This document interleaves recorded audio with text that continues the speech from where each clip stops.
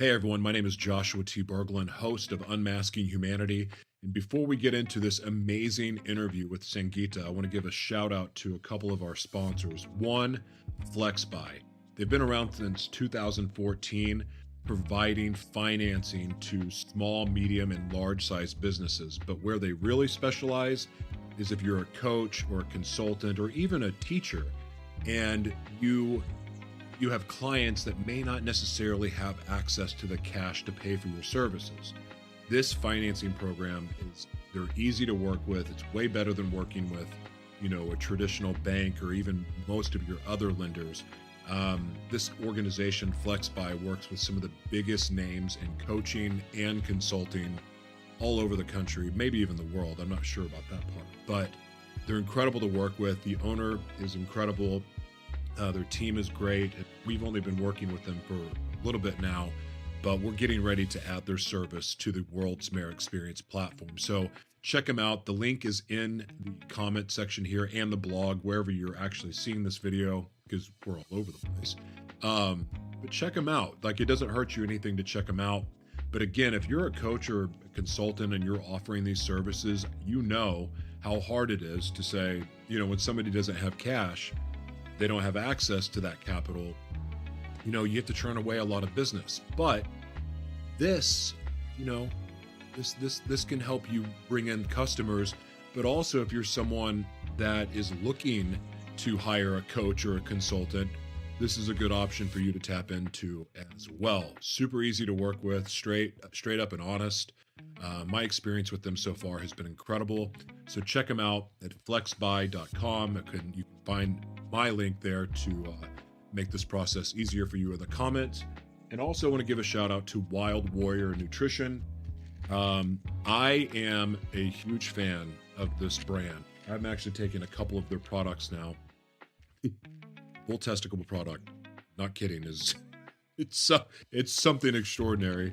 I thought it was really interesting when I got this product. I'm like, well, I don't know if I want to keep this on my shelf to show off, but I must say, grass-fed bull testicle is a mind-blowing product for invigoration like I have not taken before. And of course, I'm coupling it with the pine pollen, which is nature's greatest superfood, best superfood.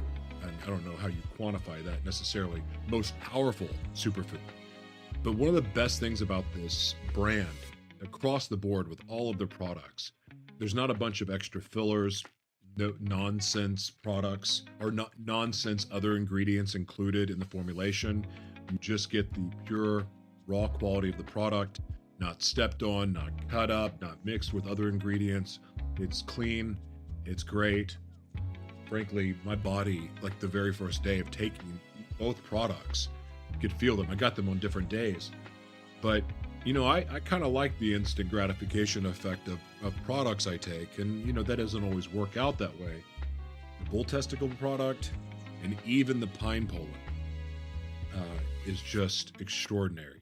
Definitely got to check them out. The pricing, they always have sales. They always have discounts. You got to check them out. But check out the link in the comments. It's going to lead you to one of my videos that's talking about it. But in that link, you'll be able to save some money purchasing their products. It's absolutely incredible. Anyway, without further ado, get ready for Unmasking Humanity. Strap in. It's wild. This is the most different Unmasking Humanity I've ever been a part of, and it's a lot of fun. And there's some very tense moments, or at least moments you're going, oh my gosh. But it's just so much fun. It's a little over an hour, but it's worth it. Check it out. Thank you for being here. Again, my name is Joshua T. Berglan, and I'm very, very blessed to have you here. Thank you.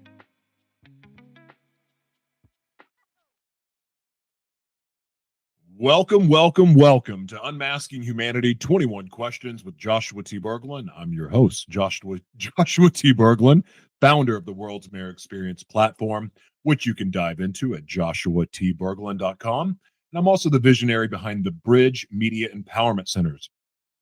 I'm an international best-selling author, an award-winning producer, and a relentless advocate for digital and media literacy. My passion, crafting solutions that uplift underserved communities around the globe through the Bridge Media Empowerment Centers, because empowerment isn't just a word, it's a movement. This show is all about peeling back the layers, asking the tough, fun, and thought-provoking questions that reveal the heart and soul of our guest. Today, we are in for a treat, a high-energy, no-holds-barred conversation with a true global game changer. Get ready for 21 questions that will challenge, inspire, and unmask the brilliance of our incredible guest. Buckle up. This is going to be one wild, unforgettable ride. Joining me today is Sangeeta Waldron, a multi-award winning communications powerhouse, published author, and a force to be reckoned with in the world of climate change, sustainability, and corporate social responsibility. Trained as a climate reality leader by none other than Al Gore, Sangeeta brings a razor-sharp expertise to the table. She's the founder of Serendipity PR and Media, a regular international speaker, and a mastermind who's penned speeches for government ministers while collaborating with top-tier global brands and charities. Her latest book, What Will Your Legacy Be? Conversations with Global Game Changers about the climate crisis, dropped on January 30th, 2025, and it's already in reprint after making waves at Davos 2025. She's also the author of the shortlisted Corporate Social Responsibility is Not Public Relations and the PR Knowledge Book. Oh, and did I mention she's an advisory board? She's on the advisory board for Bridge India, an award-winning think tank shaking up the public policy. Sangeeta is here and she's ready to tackle 21 questions that'll unmask her brilliance. Let's get started. Sangeeta, welcome to Unmasking Humanity. How are you? I'm great. I'm buckled up. I am too. I am so honored to have you here. I'm excited about these questions because admittedly, I don't necessarily go with where all the public attention goes. I'm more defiant than that. I don't believe what I'm told. I ask a lot of questions and I'm very, very curious. However, there's a lot of alignment that we have in our belief system and also the heart that we have for humanity. But some of those things that we're going to dive into today are controversial and somewhat polarizing because there's very, very strong opinions around what your expertise is. Heck, there's strong opinions about the people that even attend Davos. That said, there's also a lot of misconceptions, and I'm honored to have you here because I think you're the perfect person to answer these questions and also be able to provide the information with no agenda and just truth. So I'm honored to have you here. Thank you, Josh. I'm so thrilled to be here, and you're absolutely right. There is no agenda. It's about truth to power, and I will be speaking my truth today. Excellent. That is very, very welcome here. It's very welcome because I like to get past the propaganda and just get to the root of the truth. So this is going to be awesome. Now, that said, before we get into your 21 questions, can I ask, what are you grateful for today and why? Wow. I mean, I am grateful for so much today. So I'm based in the UK, and last night I had the book launch for my book that came out on the 30th of January. And it was in a very magical chapel. It's a place called the Fitzrovia Chapel.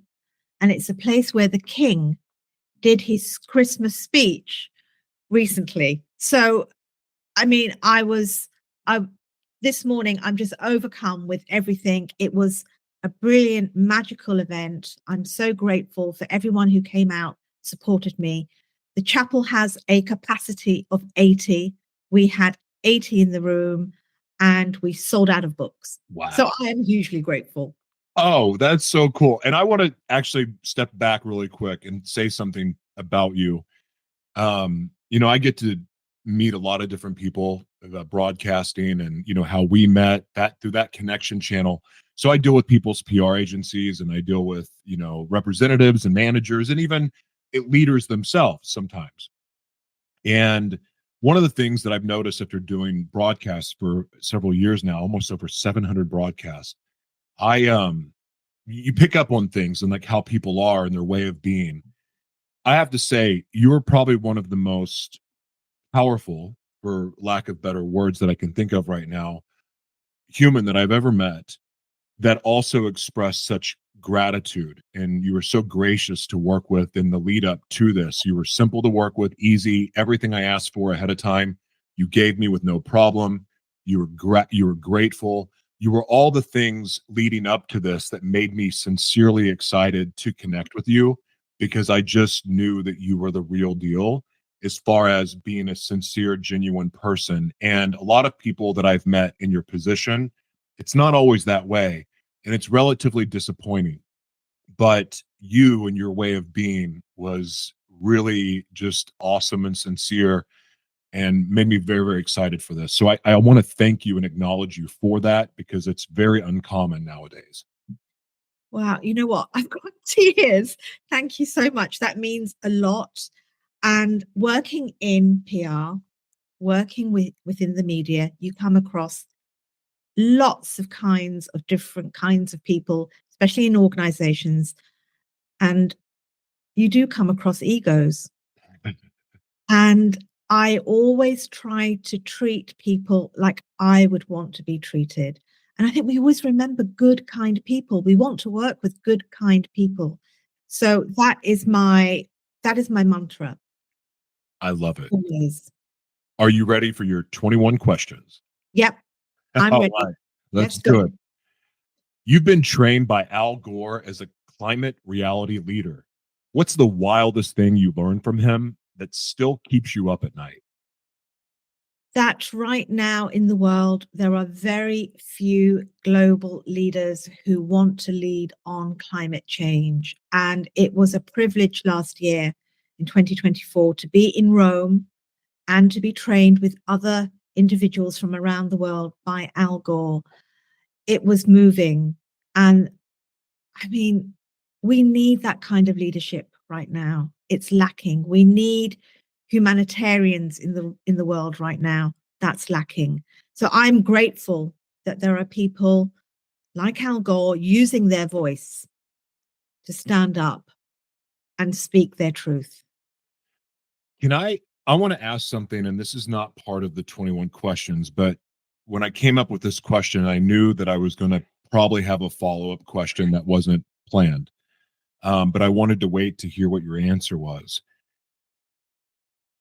The one thing that has bothered me about the climate change debate, there's no doubt that there's climate change. Now, whether it's intentional and purposeful, I don't know, because I mean, I see beautiful, beautiful days outside, and then all of a sudden I see planes flying around with magical white stuff flying out of the back engine, and then all of a sudden the skies are cloudy, and then 2 days later there's tornadoes all day long, or there's like I see a lot of stuff that I can't get answers to, and I'm looking at, I'm like, why does no one else look at the sky and say, why are these planes spraying white stuff, and why all of a sudden on a clear day is it cloudy, and then a day later there's something crazy that happens, like a weather event or a natural disaster or something else. Like those kind of things ruffle my feathers a little bit, because I can't find the answer. And the second part is, a lot of the predictions about climate change as far as what would happen from Al Gore specifically didn't happen.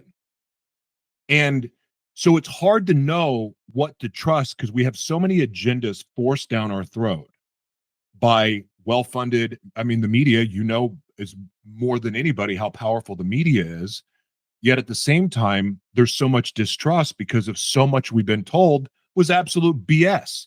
And every day we find out something new that's BS.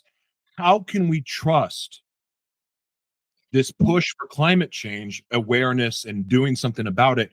How can we trust that this is a sincere movement and not just another thing to take more control and more freedom from people? Well, let me answer that. I mean, I'm not sure which parts of Al Gore you're referring to that haven't happened, but I will answer this Yeah. from my perspective. Climate change is real. Of course, people don't know me, but I have been working in this field for a very long time. Yeah. I had the privilege of living my teenage years in India in the lower ranges of the Himalayas.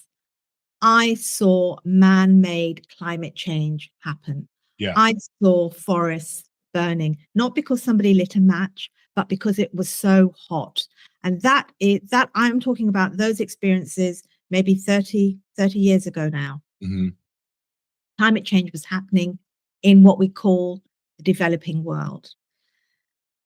I also want to say this.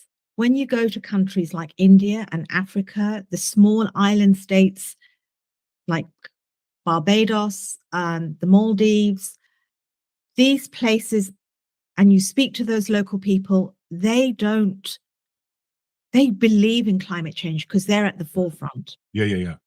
They don't say we're not sure. They know it's happening. So when you speak to ordinary, everyday people, people who own shops, people who are teachers, mums, whoever, they say climate change is real.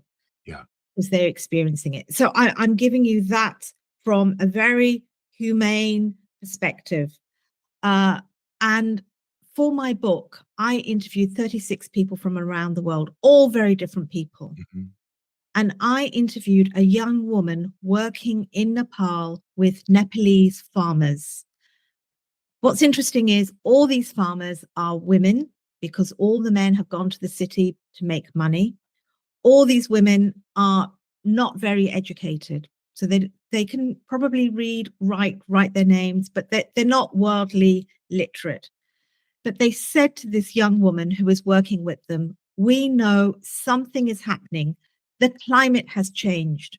We don't know what, they didn't know the term climate crisis or climate change, but they know the weather has changed because it's changed their crop production. They have landslides when they never used to have landslides. They have intense heat when they never had intense heat. So they know. So I'm giving you that perspective from a very real grassroots level. Sure.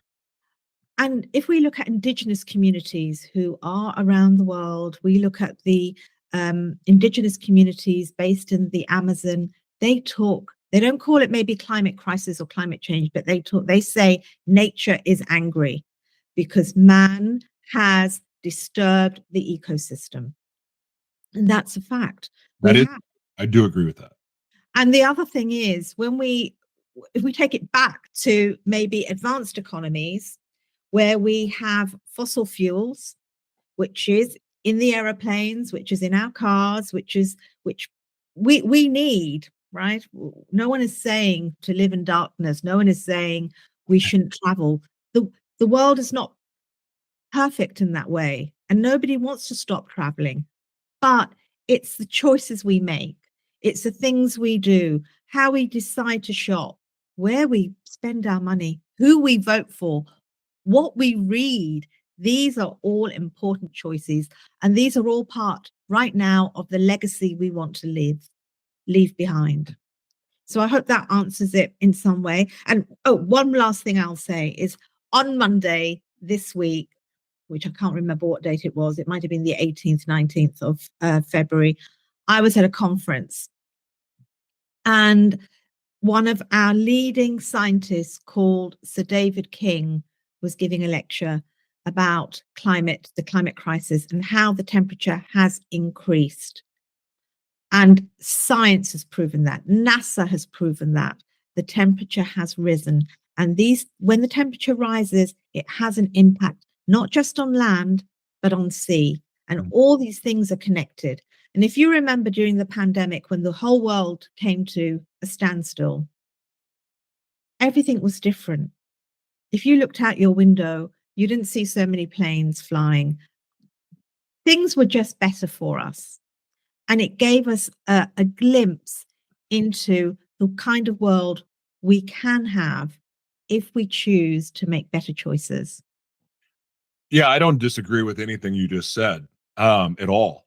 And I also agree that it is man-made. I also think that there's a thing called weather warfare that's very real because our governments have the power to use the weather or manipulate weather as a war weapon. I mean, that's been around forever. I mean, they said they got rid of it, but that's not really true. And so I guess my question, you answered the question amazingly. and honestly, and I agree with everything you said. The part that I often question is how much of this is being done intentionally, because there's a lot of, when you, there's a, it, for people that love freedom, and I'm politically agnostic. I personally don't like any of them. I'm not a fan, in America, especially. I'm not a fan of the options that we've had. Mm. And it's just the way that I see the world. And I don't want to get stuck on this conversation, but the reason I brought it up is because there is man-made activities that only governments have the power to be able to do, that have to be a part of this climate change problem that we have. Now, some people say that's conspiracy talk, but I'm also not, whatever. But most of the conspiracies that I've learned over the last 5, 6 years have all turned out to be true. So they've got that issue. But then I could again look up in the sky going, not all planes have white stuff flying out of them on clear days. Like, not that's it's not just the plane. They're doing something specifically there. I don't know what that is, but I do know, because I pay attention to these things, what happens after the days of tons of spraying. There's always a tragic weather event. And so I think those questions have to be asked. And again, I want to move on after this, but that's Yes. why I asked that question, because that part, like if you have a government saying, oh, there's climate change, this is a problem, this is an epidemic, we need to do all these things, but they're the ones responsible for changing the weather, as human beings and as citizens, as global citizens, like, what are you supposed to do? Like, I mean, I think they're fair questions to ask. Are they not? Yes, they are. And I don't have all the answers. Yeah, me Yeah. either. Also, I haven't been tracking. I haven't done the research to notice as you have. But what I will say this, and this is something I have discovered in the last maybe 15, 20 years, Mhm. more I read, is fossil fuel industries. They are powerful. Yes, very. They are financing a lot of governments. A lot of people have won elections on fossil fuel money. Now, fossil fuels is a killer, right? It creates plastic. Plastic's not good for us. Nope. Plastic now in our bodies, it's creating change. Um, it's in the ocean, it's in the water. We're absorbing it. When we're out, we're absorbing it. It's everywhere. So that doesn't answer your question, I know, but the closest I can give you an answer is that I know the fossil fuel industry is insidious. Yeah.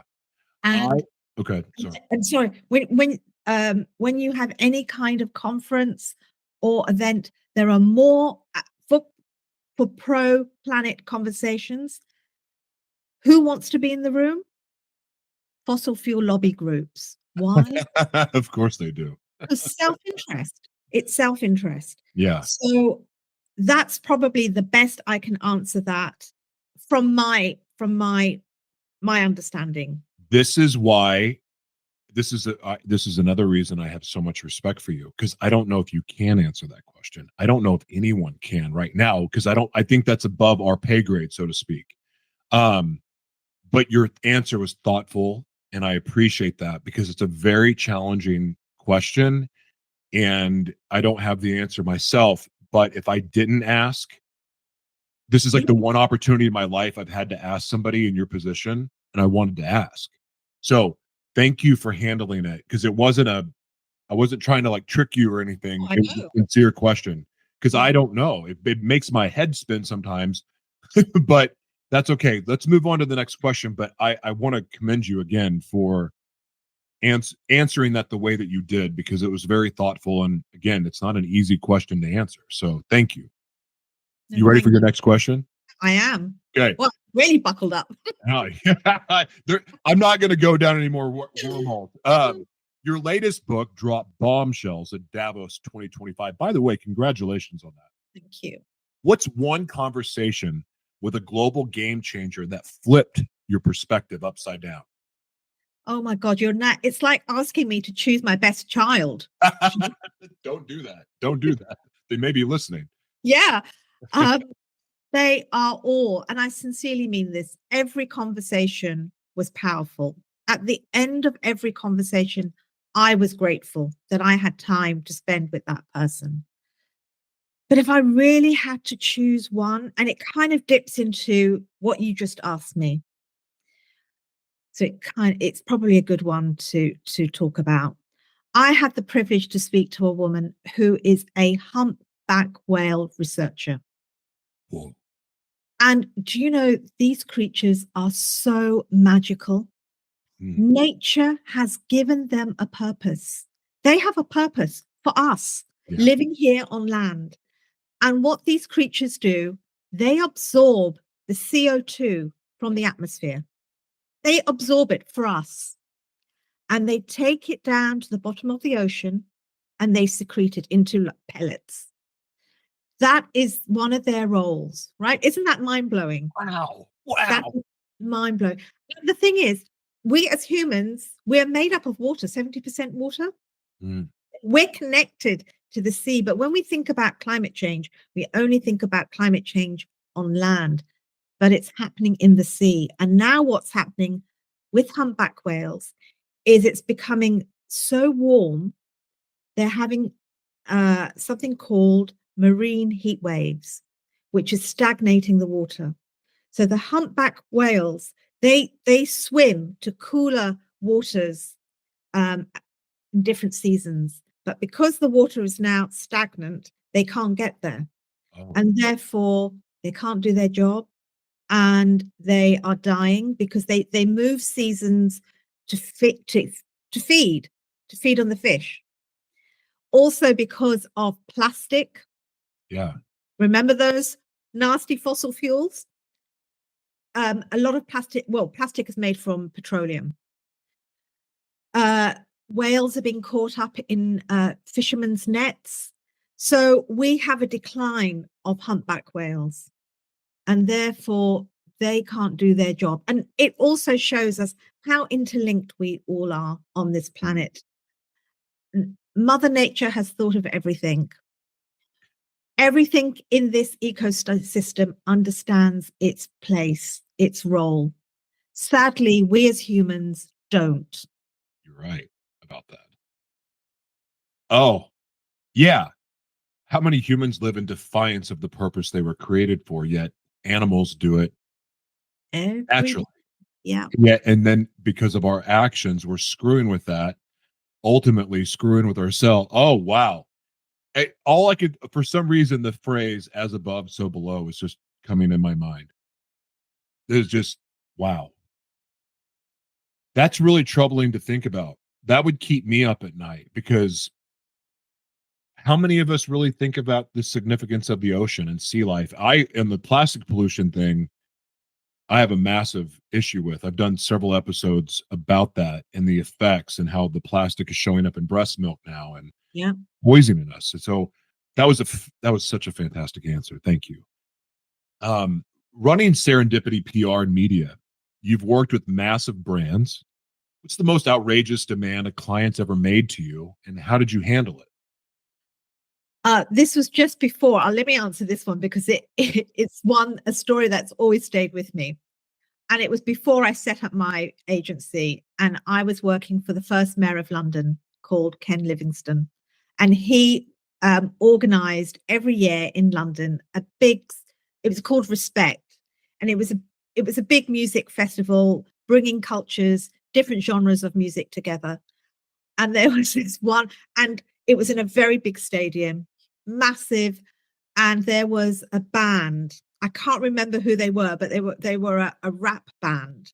And where they were up a spiral staircase where their green room was, which they would come down to the stage, walk across to where they wanted to be. And when they got to the stage, just before they got onto stage, they said, "We won't get on unless we have something like weird, like green towels." It's like, oh my God, where are we going to get these sort of fancy towels from? But I remembered there was some in their green room. You've never seen me run so quickly, climb these stairs, run up, get these towels, get them down. And for me, that was just the most ludicrous. And I'll tell you one more, and I won't name the celebrity. Please. They wanted somebody to park their car. I don't drive. Oh, man. And none of my team were insured. So, yes, so yes. That reminds me of the time I was working private security for a media mogul. And I can't believe, I think the statute of limitations is up. I can share this, but I'm not licensed to carry and I don't want to be. I'm licensed to, or I didn't want to then and I don't want to now. I don't want that responsibility. But to guard him, I had to carry a gun and I was resistant. I tried to quit the job because I didn't want to do it. I didn't feel safe, but I had to. I ended up doing it because it was a lot of money. I mean, I got paid a lot of money to do it, and I needed the money at the time. I'm like, this is so dumb. This is the dumbest decision I've ever made. But I wanted to keep that client happy, so I did it. Yeah, that's something I will never do again. Anyway, not exactly the same thing, but it was very uncomfortable. I don't think I'll be doing that again. Sustainability is your jam, right? But what's one eco-friendly habit that you preach, but you kind of struggle with following through with? No, I try to. There's nothing I wouldn't say that I'm not doing. Honorable. Otherwise, then that's no point me saying it, right? Tell that to the preachers. Just kidding. But there's one thing I do, and I think it's a very easy, simple thing for us all to do if we're not doing it already. And that is when I brush my teeth in the morning, I don't let the tap run. That's it. It saves water. It saves your water bill as well. Mm-hmm. But water, sadly, is becoming a precious commodity. And little things like that. In countries like India, that's what you do. You don't even think about it. That's what you do. You're brought up to do it that way. So yeah, that's my tip, and that's what I do every morning. I think I agree with that 100%. And that and turning off the lights when you leave a room, that's another one. I think one of the most important lessons that I've learned over the last 10 years is being a good steward, not just a good steward of what I'm blessed with, like as far as job or income wise or the blessings in my life, but also the blessing to live in this amazing planet, to have the opportunities that we have. It's a beautiful place. I mean, it's a beautiful world. There's some places that obviously could use some love and care. I'm not saying that because there's famine and all over the world, but we do have a beautiful planet with a beautiful ocean and mountains and all. And like, why wouldn't we want to take care of it? Why wouldn't we want to take care of the air we breathe and the water that we want to swim in instead of polluting it and treating it like it doesn't matter? And there's so much of that, like littering. Littering is just the biggest FU to the creator that I've ever seen in my life. Like, why would you do that? So I align with that. And I also love that, you wouldn't talk about something that you don't practice yourself. That's actually kind of uncommon too, it seems. So thank you. No, and you know what? I'm not perfect. I probably do other things that I shouldn't be doing, but the simple things I can do. And, it's the little things that matter. They add up. Yeah. And what you've just said, about being a good steward, that's your legacy. That's the legacy you're leaving. Legacy isn't something that we think about we shouldn't be thinking about it when we're 30, 40, 50, 60. It's got to be when we're much younger, soon as we can make our own choices. Such a beautiful answer. I really like your heart. I like this. All right. You've written speeches. This is one of the coolest things to me that you've been able to do. You've done a lot of really cool things after diving into you, but this one to me is super neat. You've written speeches for government ministers. Spill the tea. What's the trick to making a politician sound human? Make it simple. Oh. And that was one of the things, make it simple for the politician. And sometimes politicians aren't always the brightest spark.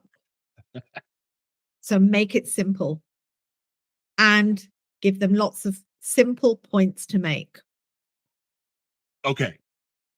So okay. I'm going to ask this question. This is not a gotcha question at all, but I'm curious about this. Why, like, you're writing speeches for politicians? They're not their words, but they're the ones saying it. They're the ones getting the praise or criticism for it, but they're not their words.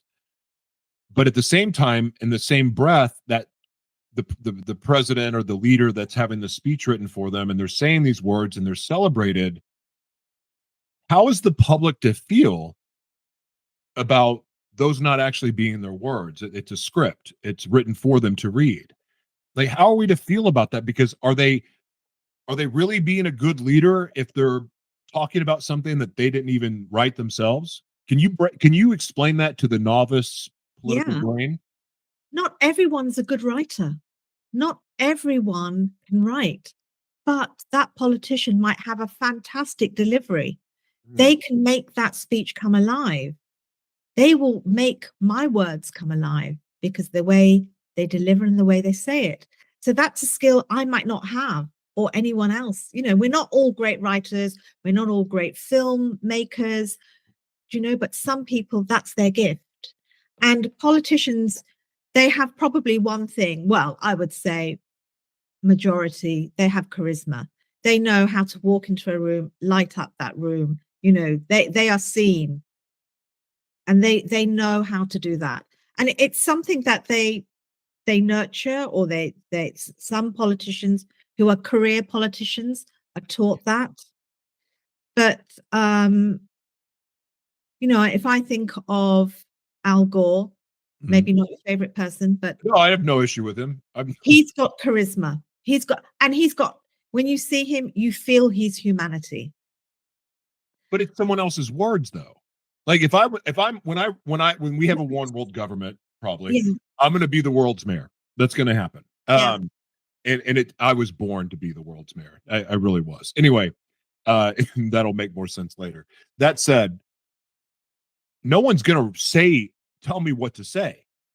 Like, No, if I ran for that office, and I get it, it's because of the initiatives that I brought forward. It's the solutions that I'm bringing forward. So why in the world would I let someone, like, I understand shaping and editing my speech, but they should be my words and my values.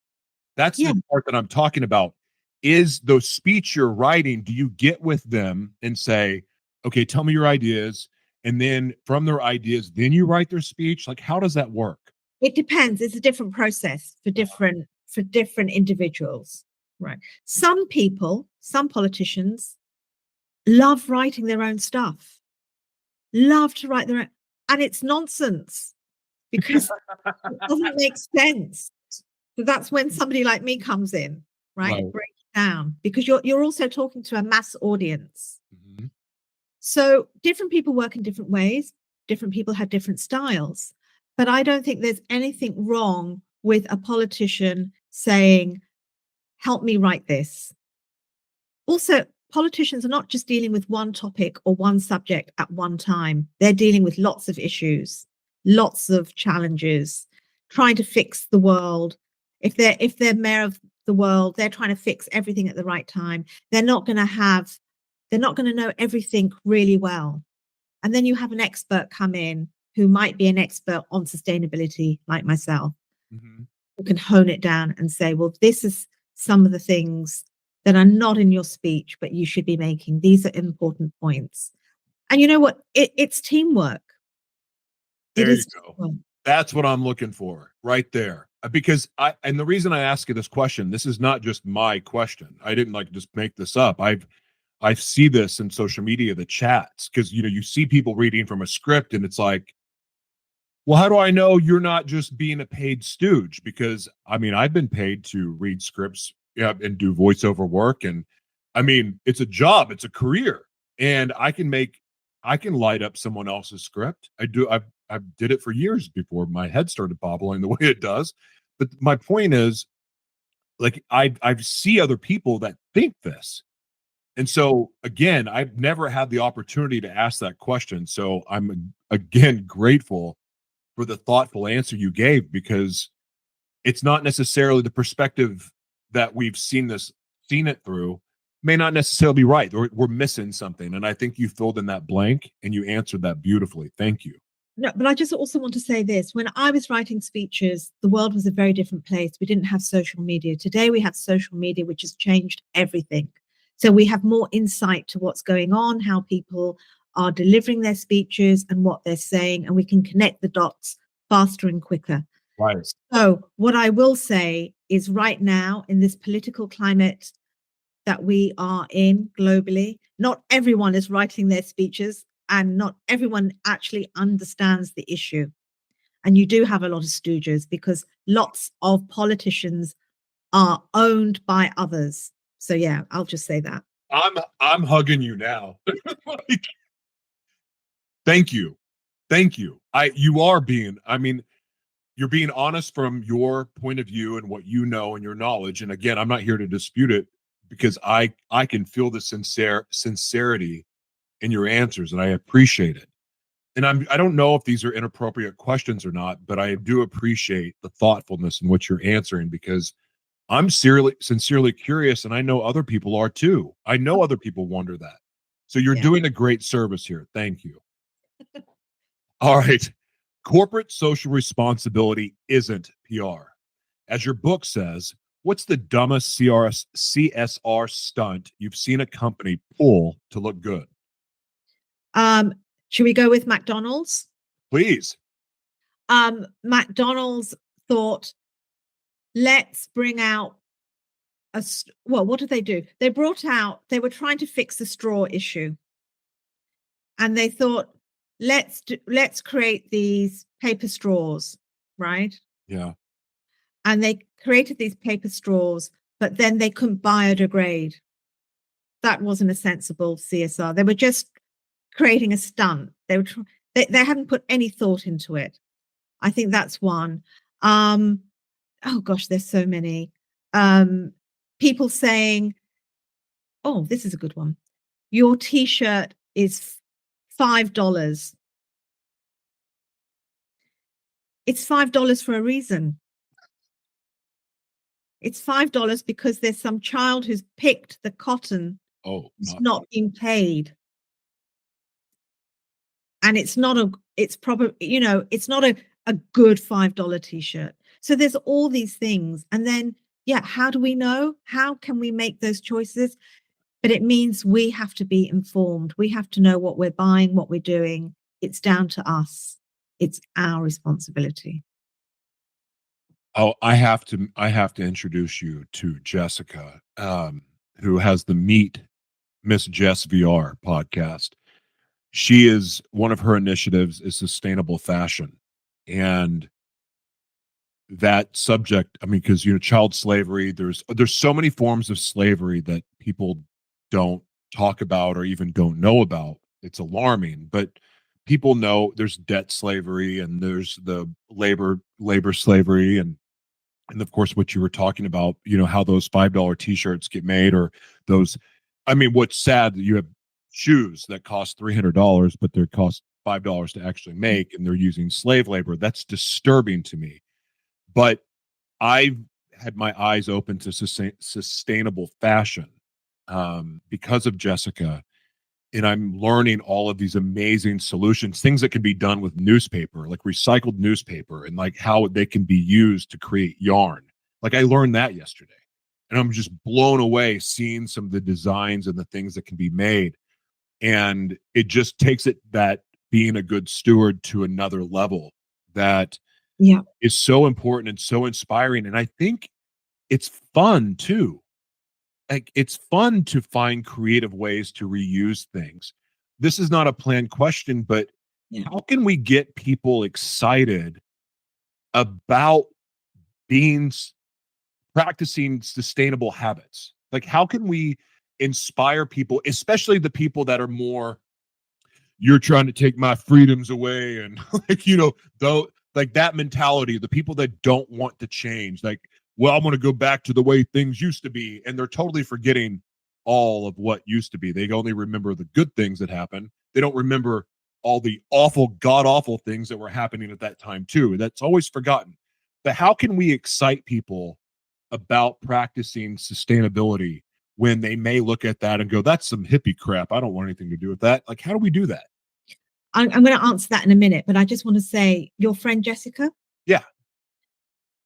We need more people like Jessica in the world, because they are finding solutions to the problems we've created.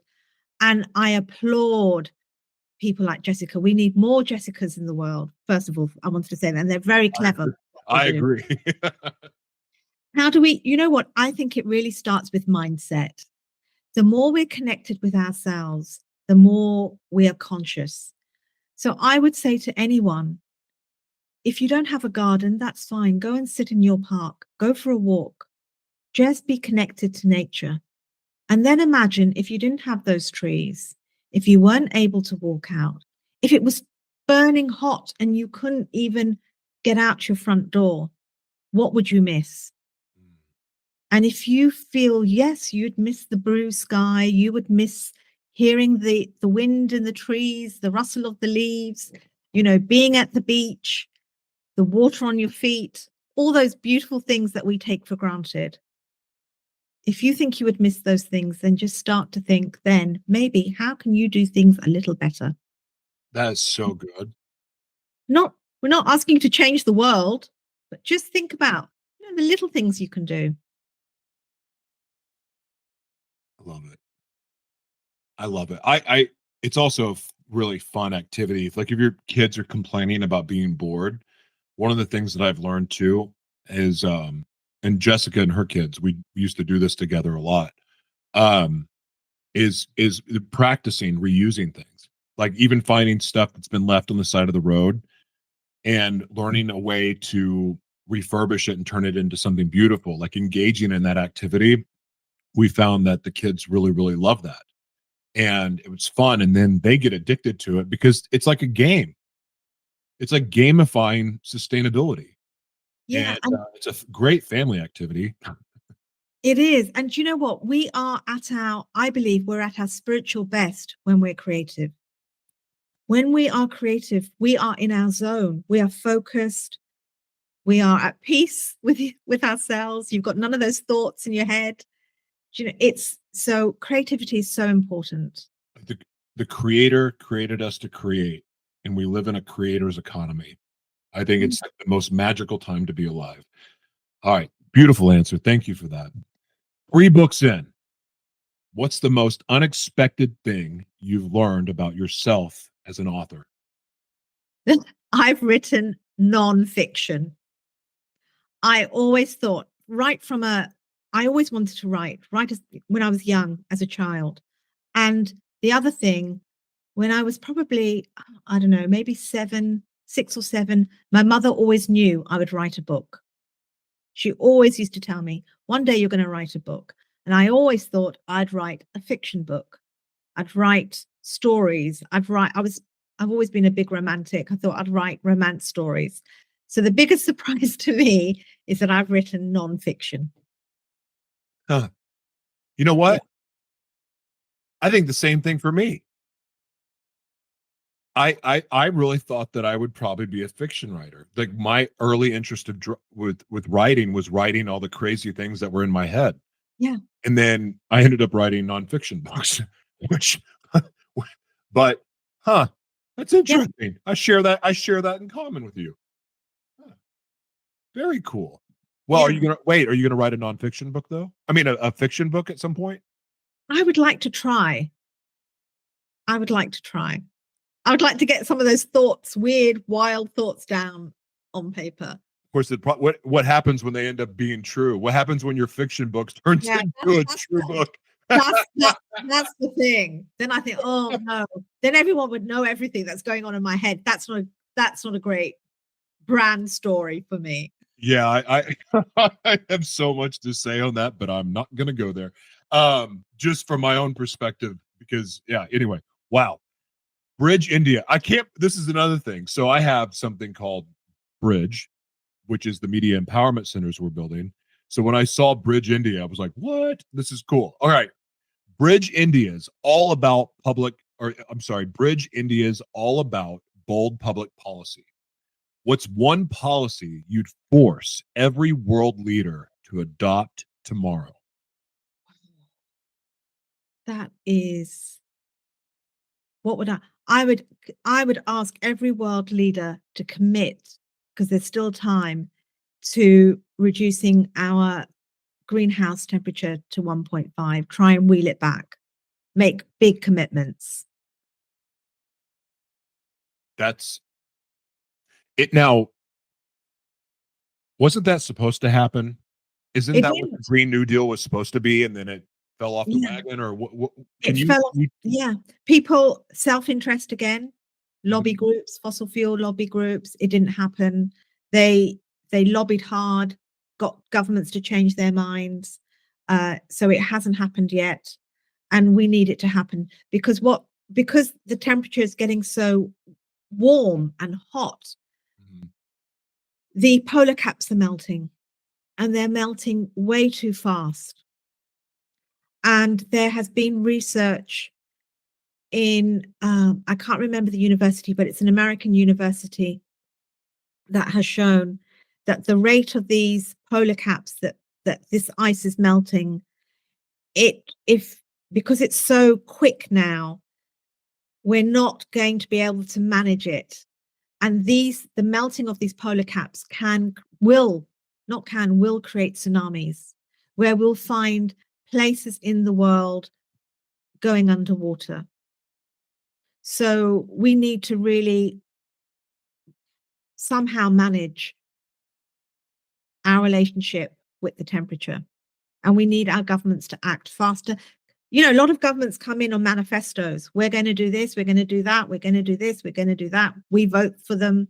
And then they haven't done that. I'm talking about green deals, right? Yeah, yeah, yeah. Green policy. And they don't do it because they think very short term. They think about the profit. They think about making money now. Yes, I understand that, because they want to win the next election again. So they think only short term. And short term thinking is dangerous. Short term thinking doesn't suit the planet. And, I'll say this, Native Americans or people Mhm. from indigenous communities in America, they have a very powerful, I'd say, business strategy, which is, when whatever decision they're making for their community, they think of not just whether the impact of them now, but what that means for 7 generation time, in 7 generations, Mhm. what it will mean for them. It's called seventh generation thinking. We need to include some of that thinking in our policies, in business strategies, in everything we're doing. So we're not just making decisions for today, we're making them for 7 generations, because that's what we should be thinking of. It's not just about what you and I need right now in this moment, how much water we need to drink, how much air we need to breathe. We need to be thinking about our future grandchildren. It's just taking being a good steward to a new level. I often wonder, how I got into the form of media that I'm in, and I started studying when Agenda 2030 first came out in 2015. That's when I started reading it, because I was seeing I didn't know what to think about it at that time in my life. I just saw the elements of Agenda 21 starting to take shape, and I'm like, oh, this is worth paying attention to. And what I studied with reading the World Economic Forum and the United Nations plan, and even the Rockefeller Foundation report that came out a couple of years before that about the future world that we were going into. That's how I essentially learned everything I learned to come up with the system that I came for underserved communities. It's all started there. And one of the things that in this study, and just kind of really paying attention to what world leaders say, not even my local governments, because I don't like, none of what they say ever happens. But when you listen to what comes out of the World Economic Forum and the United Nations, those are the things that all happen. So when they all get together, I watch. My point in this is, it's really, really hard to know who to trust.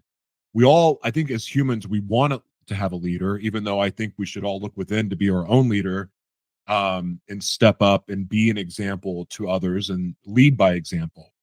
That said, we live in a world with disinformation. It's very hard to know who to trust. There's so much fraud and waste in the American government that's being exposed more and more every day, and it's being exposed by technology, essentially AI. And it's hard for my brain to see this happening because, again, I used to think as this technocratic style government, I used to think of it as a bad thing, and it was going to enslave people and the one world government. Oh, this is scary. But the way things have gone, the way the world has been run, and the year after year, or every election, every 4 years in America, it's like the same crap, same promises, nothing happens. This is the first election that things are actually happening the way that the elected president said they would happen, because he's doing all of those things, for better or worse, whatever people believe. He's actually doing the things that he promised. But it's technology that's playing the biggest role. So my question is, not planned, do you think we're better off with having an AI, decentralized AI, or AI run government? Like, are we better off as humans as letting AI have more power in the decisions that are made for the globe? No, Explain that, please. we are creative beings. Yes. We need to occupy our minds. Our minds need to be occupied. What happens if we give all that control away? What will we be doing? We'll become zombies. We'll lose our sense of self. We'll lose, I believe, this is my personal view. Yeah. We will lose our connection with nature. We will be entrapped. We'll be enslaved. We won't be able to make the money that we think we can make because AI will be doing it for us. AI is already doing it for us. AI is making us lazy. Jessica, who is clever and is creating all these things. Imagine if we didn't have Jessica, but we replaced her with a robot or an AI information system that comes up. Yes, we could work in partnership, but do we want to give all that away? No, I don't think so. And I don't think so at all. But how do we stop the we fraud can't. from the leader? So we have to live with it as humans? Like, No, what's the solution? no, we can't. I mean, we've gone down this path now, so we're not gonna reverse, are we? We're not gonna wheel it in. But what we can do is think about our futures and what we want and how we want to shape our world. I do think we should have more say, and that means being more informed. Know what you're reading. Where are you reading it from? And part of this, I really believe in the power of communities. We all belong to some kind of community, whether it's our family, it's our church, it's our school. We're a part of some community. Be involved in your local community. Your local community is so powerful. And I'll say this, it's no longer top down, it's bottom up. And some of the biggest movements and the biggest changes in the world have come from people just collaborating, working together. And the women's suffragette movement was women working together, protesting together, coming together to create change. Gandhi in India liberated a whole country. India's a vast, huge country. He did that through peaceful protest. And he did that through communities. He didn't have social media at those days. He wasn't busy texting or WhatsApping or. TikTok. It was through the power of his truth, Right. And what he spoke and what he did. So I think be engaged with your local communities, create within your local communities. That is powerful, and that will help us find how we want to live with AI, because AI is also a huge energy consumer. It takes a lot of energy. Where are these big power banks going to be? How are they going to be run? Are they going to take all the energies that, everything that's needed? And therefore, how do we live? These are lots of questions we don't have all the answers for, but these are things we should be thinking about. It's so interesting to hear you answer the question that way, because it almost, like, it's very clear that you think for yourself, because what you just said is not necessarily in line with the way that the World Economic Forum initiatives are going and what the leaders are saying there. You clearly have. What I appreciate about you is that you're not going along with the main talking points of these organizations that you've been able to speak at and represent. Like, you've truly done your own research, you have your own education, and you have your own mind and your own thoughts. I appreciate that, and I agree with you. I mean, I'm pro human. I'm also pro collaborating with AI as a tool, because it's an amazing tool. But at the same time, it is going to get to a point where we lose complete control over it. And then, the movies we grew up watching in Yeah, the theater are now going to be real. So yeah, that's part of it. I love your answer. And I also love how honest you were when I said, well, the governments have been corrupt. What are we going to do? And that answer was even, like, on point. And it is up to us. Like, we do, like, I think we forget as humans how powerful we are. But if we're fighting each other and arguing and disagreeing about everything and just focused on why we're different instead of what makes us unique and special, and instead of celebrating each other's success and celebrating the uniqueness of each other, like, we're at each other's throat. And I mean, there's a lot of reasons or opinions of why that is, but it doesn't matter. If we spent less time fighting and instead found ways to collaborate, we wouldn't have the feeling of lost control. We would feel more in control if we found a way to unite and started rebuilding our communities. My personal mission with what we're doing with the Bridge Media Empowerment Centers, the whole, like, I can talk about the economic development plan, I could talk about all those things, but at the heart of it, it's to bring communities back together. It's to heal communities, which will thus heal families and bring families back together. And family can be whatever it is for you. It doesn't yeah, need to be what has been traditional. I don't necessarily align with that, but family is family, and you know family when you have family. And there's nothing better than having family togetherness, family connection, and community connection. And if that's the core and the heart, because if you can change your communities and build collaborative communities, then you can build a collaborative world. And I want to live in that world. I'm tired of war. I'm tired of seeing people suffer. I'm tired of seeing people being taken advantage of. And I'm tired. And I love what you said about the system where it used to be the top down, like all the people down here were to lift up this person. In our model and what we're doing, we flip that upside down too. So we're in alignment there. I want to see people brought back together, and I want to see us celebrate each other as unique creators with our own unique gifts and life experience. Celebrate that, learn from each other.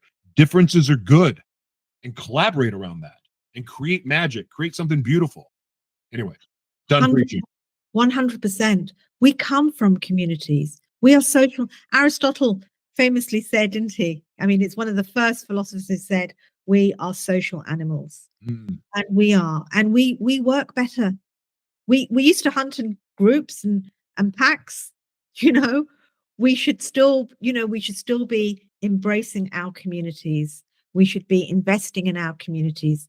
Our communities are our future. They're our children. It takes a village to raise a child. Amen. And that's true. I 100% believe that. And I'm working very actively in my local community, and I'm amazed by all the little things I see, and they all do make a difference. I'm not saying it makes the whole area different, but they make small improvements in small neighborhoods. And all these little drops, when you connect them together, it'll create a tsunami of change. I do believe that. I love it. I love it. Your work spans charities and mega brands. Tell us about a time you had to say no to a big paycheck because it didn't align with your values. Yeah, so there've been a few. um let me just have a little think. So there was, I was asked to work on a project where it was in another country. They worked in the oil industry, and I just felt that wasn't right for me. Also, I work a lot with publishing houses and books, and there was one author's book that didn't feel aligned with my values. I felt it was it wasn't bringing communities together. It was setting people against each other. So yeah, so I didn't feel that was right for me. But it would have been right for somebody else, maybe. Yeah, and I mean, I'm not a good businesswoman because I say no to a lot of things. But Makes you a good human, though. yeah, but then I just feel I will sleep better at night. And I it's think- more in line with my purpose. There you go.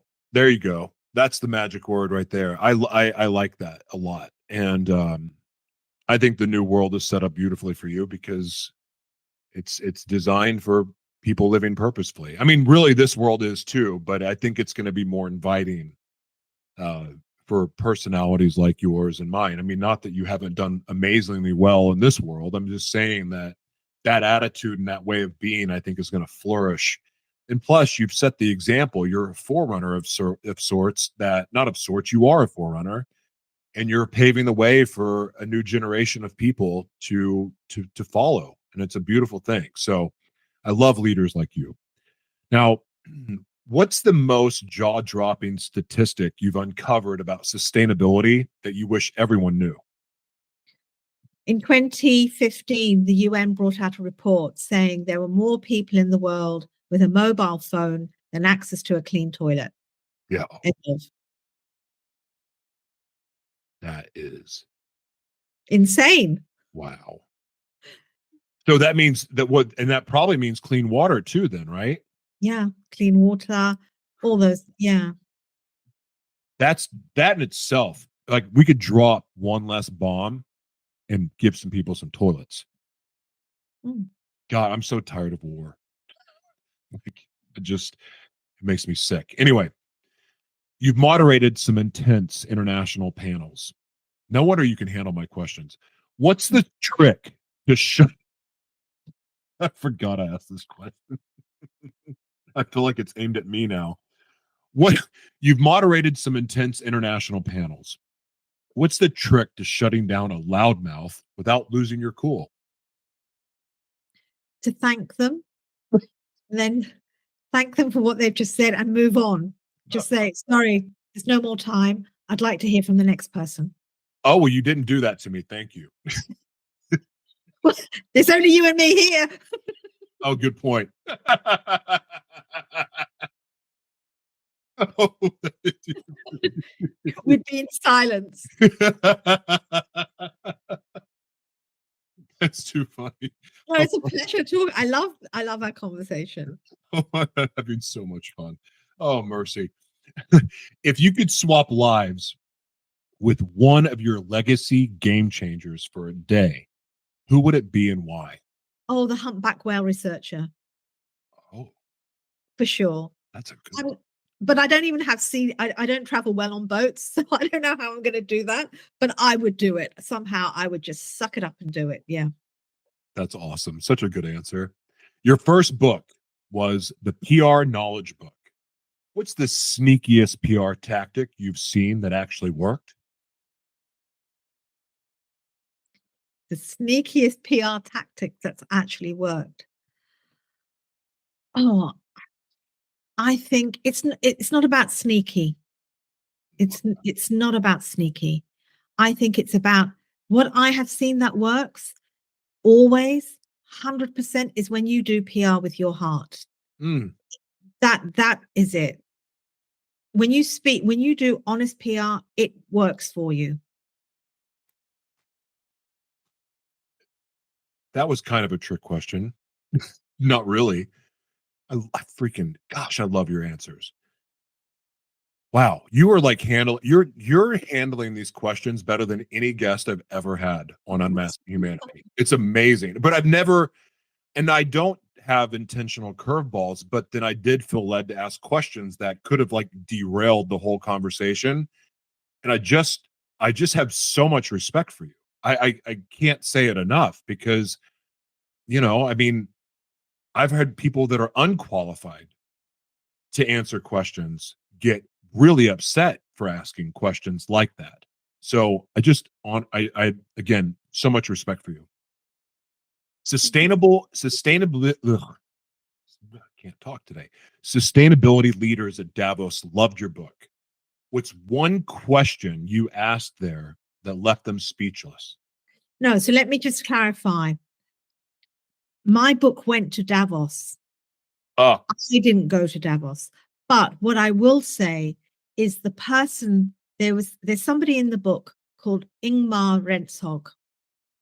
I don't know if you've heard of Ingmar.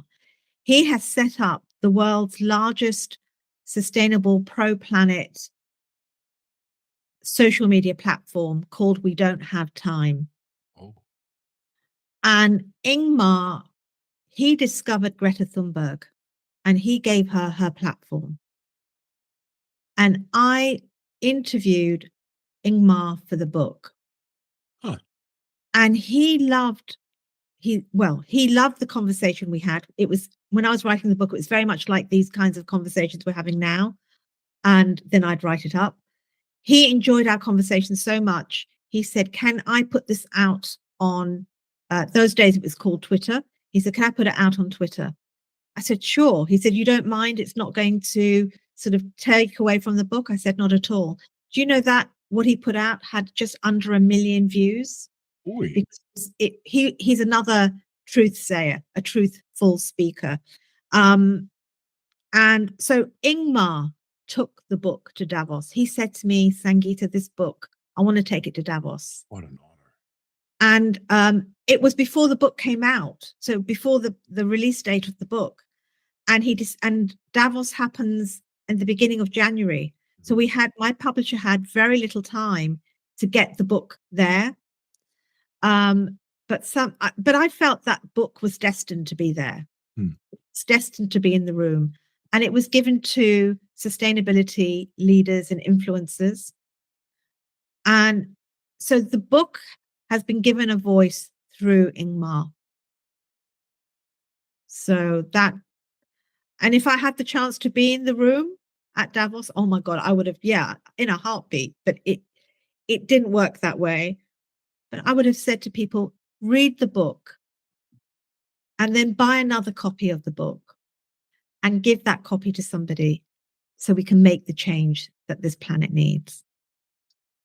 Well, we're going to have links to your books in the show notes for people because I think I've never read a book on climate change or anything like that. I've watched a lot of documentaries and things like that, but never actually read a book. So you'll be the first book I actually read on the subject.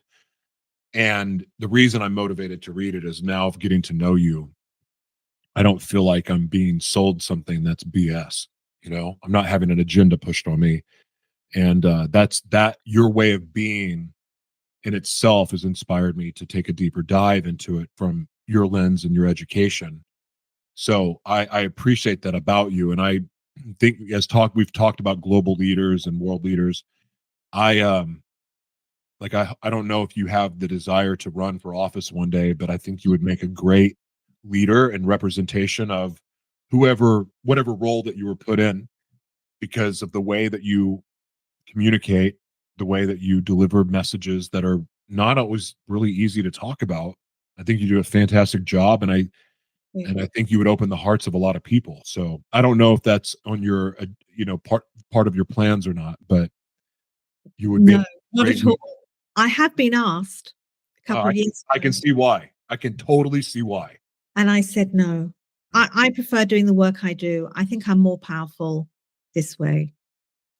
I can also, when I was actually going to run for mayor of a city, I was told the same thing. I would have much more power outside of politics than I would inside of it, and I would be less limited. So I can see that point of view. All right, just a couple more questions. If you could time travel to 2050, what's the first thing you check to see if your legacy made a dent in the climate crisis? I would check for bees. Ah, If bees are thriving, then I know the planet's thriving. Bees are so important for pollinating, for our crops, for our food production, for everything. Everything relies on bees. The birds rely on bees. The bees help plants grow. Yeah, I'd be checking for bees. that's a really good answer. All right, last question. Actually, I have one more. Hold on. One more besides the last question. What's the quirkiest thing you do at home to help you stay grounded amidst all the global crises? Oh my God. Do you know, I laugh at the most ridiculous things. Me too. And my husband and sometimes I just on my own laughing because I just find the most, I don't know, I laugh at myself a lot and that keeps me grounded. I'm no good at my right or my left. Okay. My husband always says, your writing hand, if he's giving me directions, go with your writing hand. I'm not good with my right and my left. And so I laugh at myself a lot because I just dumb things. I was like, yeah, that keeps me grounded. I like that. That's a good answer. All right, last one. Gosh, I'm sad. I've had so much fun. I'm no, Do this again. I feel energized from this conversation. Oh, All that's right. very good. What's the one piece of advice you'd scream from the rooftops to every human on this planet right now? Be informed. Know what you're reading. Just be informed. That's the biggest thing you could do for yourself. Not be educated, just be informed. Know your truth. Where's your truth coming from? Know that. That's sound advice. Well, you've survived 21 actually you probably got more than 21 questions, but you've survived it and you were amazing. I love it. Thank you. I would love to give you the opportunity to have the final word. I would love for you to plug, which is promote anything that you want to promote and say anything you feel led to share. The floor is yours. I would really love people to buy my book because I also believe this book wrote itself. I was just the mechanism for it. So I believe this book has its own energy. I do believe at the end of every chapter there's a simple tip for people to do or not do. But I think this book will just open people's eyes into what an amazing world we live in and that we can all do something. So that would be my plug. And what I've discovered a lot about myself in this conversation with you, and that I've enjoyed the conversation. And I love challenging questions because they make me think, and it makes me reflect on how I see the world. So thank you for allowing me to just see the world a little differently too, and also through your perspective and through your lens. And I think we learn more that way.